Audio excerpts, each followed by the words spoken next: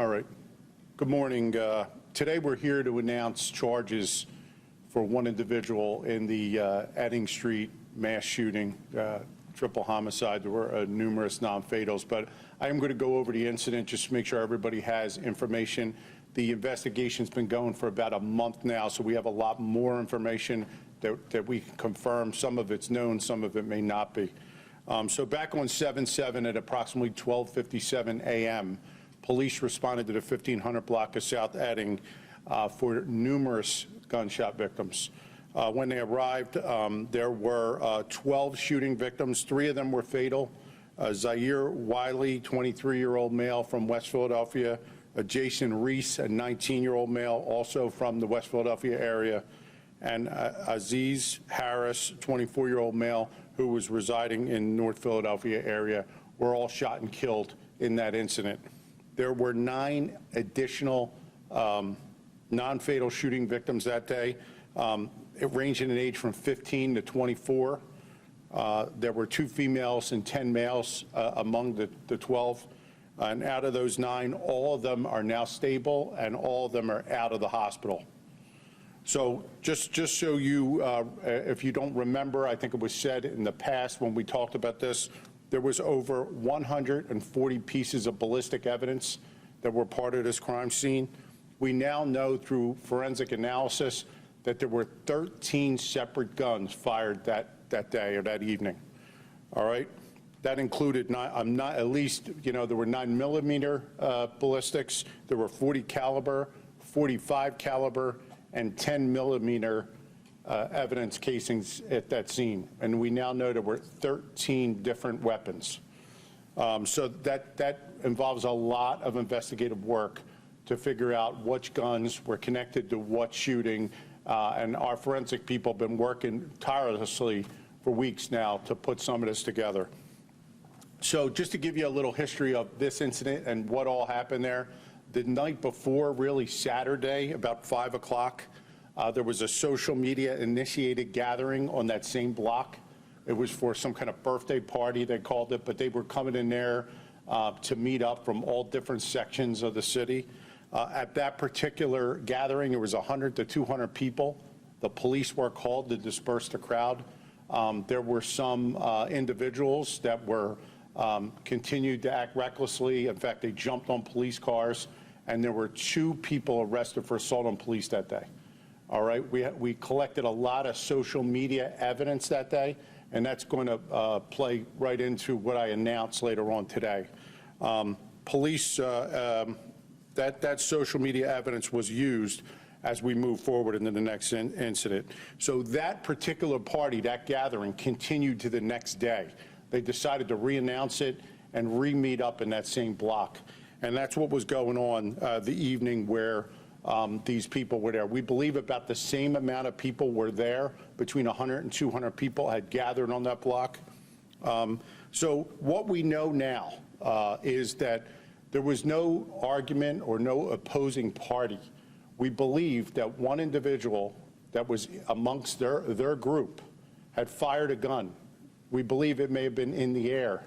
That caused at least a dozen other people with firearms to then begin recklessly and really intentionally firing their firearms. I have no idea what all of them were firing at, but they fired multiple times, and that's what caused 3 people to be killed and 9 people to have significant injuries from gunfire in this incident. This investigation really was extensive with the ballistic evidence, the digital evidence. As you all know, we have video evidence. There's other evidence that we were able to look at in this case, social media evidence that was posted for that night and the night before. We did a lot of witness interviews and poured through a lot of tips in this case which came in.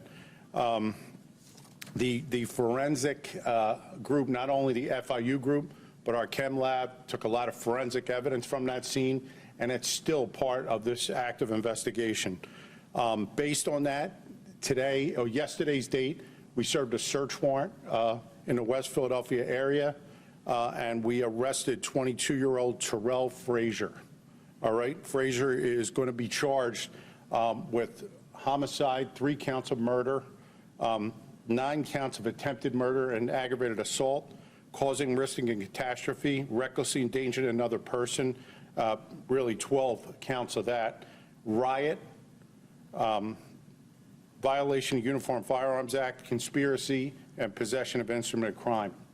The district attorney is in the process of reviewing all our evidence that we have a group of detectives now that were put together to support the assigned detective in this case. It's just a lot of work to be done. We have a lot of help in this case. The district attorney's office has been here helping us, especially ADA Pope, and we need to thank them. We also need to thank our criminal intelligence unit, the ATF, and our Forensic Science Bureau, who's been doing a lot of work with us on this case. Lieutenant Walsh has been leading the investigation, and this arrest is not the end of this investigation.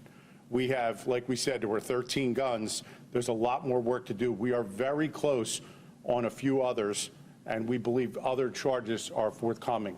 We just need time to put all the evidence together and make sure it's reviewed properly, and we'll be going forward. But like we said, there's a lot going on here.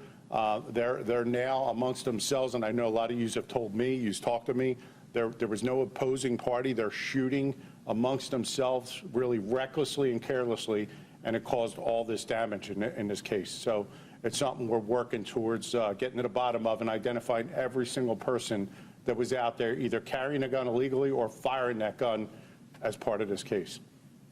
Is that a first time? What's that?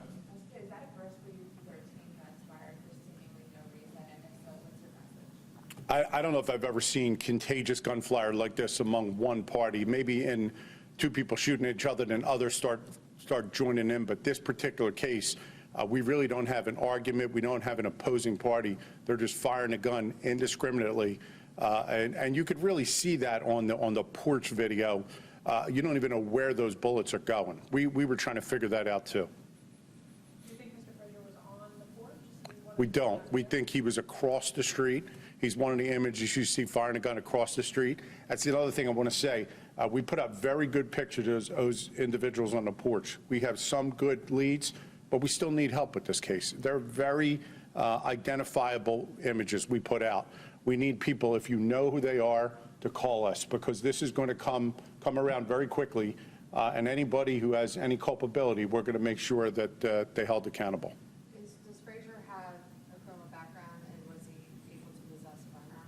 He does, and I don't know about convictions, but he did have a background. I'm not going to get deep into that, but he was known to us. I'm not sure about that. I didn't see the charge.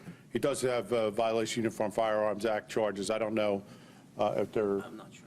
We'll check on that, see if it was 6105 or not. So was it mostly social media that brought you to him? Since you didn't have, he wasn't one of the people you released. There's other digital evidence that brought us to him. There's a lot going on in this case. A lot of people putting information out there that we are gathering legally as part of our case. Don't know if you can really get into this, but do you know if the bullets from his gun were fired against the bodies or the multiple bullets that are fired? Does that make sense? I don't have that, and I think what we're looking at is the totality of this. I think everybody charged for doing what they're doing is going to be charged with conspiracy to the whole crime, unless the DA makes some other choice. So at this point, I'm not sure who he hit. We could see he's firing towards the people that are out on Adding Street, towards the north side of the block, so yes. And the second piece is, have you recovered any of the guns that you believe were used? We do have guns recovered. We do have some guns recovered. Some of them we're still looking for. We have a lot of ammunition recovered, both in the warrant that we served and in the out in the crime scene. When he made the arrest, was he carrying one of the guns that was used in the event? We did not recover a gun yet, but we have significant information about where that gun may be. We just don't have it. And for the 12 other people, how are you looking for the other people that were armed? They're not wanted yet, but we're looking for everybody. We're looking for the rest of the 12 that were firing weapons out there. We are getting closer to a few other warrants. Just needs the review and approval of the district attorney. Once we have them, we'll make sure you get them. If we don't get them, we're going to put them out to make sure that someone helps us bring them into our custody. And how many warrants so far? This is the first. That's why we're announcing it. This is the very first case where we're charging somebody in this case. I'm sorry, I missed maybe some of her question, I didn't hear it, but he could have shot the 3 people, but others could have shot as well? Yes, they're all responsible here. It was very reckless. It was something that, like they were saying here, we've really never seen. One person fires a gun and then everyone else contagiously fires in indiscriminate directions. And that's really what you see on there. People are firing all over the place. I was on that block within an hour or so of this incident. I think every parked car had a bullet hole in it. So I was trying to figure out where they were shooting, but the bullets were really going everywhere. So the others who you're looking for, they could be charged with homicide? That's up to the DA, but we're looking to, yes, to bring everybody responsible for the shooting out there into custody. Excuse me?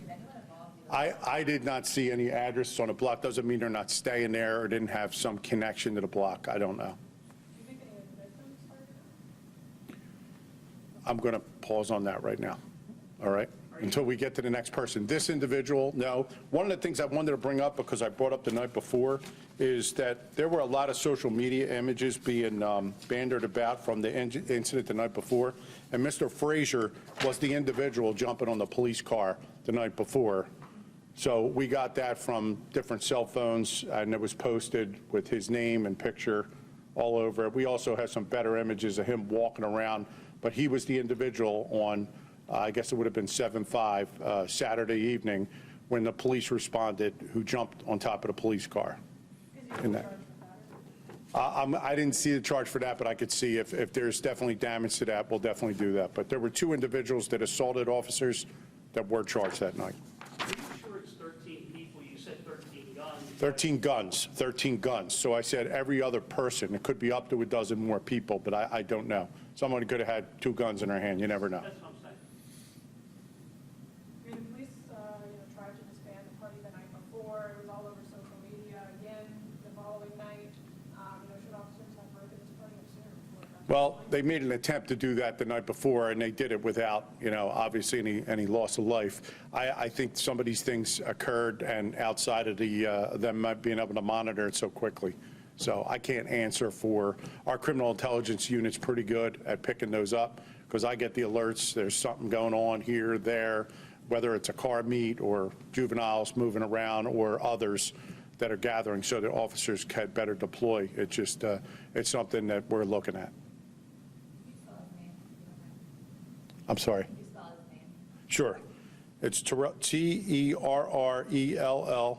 and last name is Frazier, Frazier. He's a 22-year-old male. He's from West Philadelphia. Yep. He has an address in West Philadelphia. You mentioned that Terrell was spotted on surveillance camera from across the street. What other evidence is there against Terrell?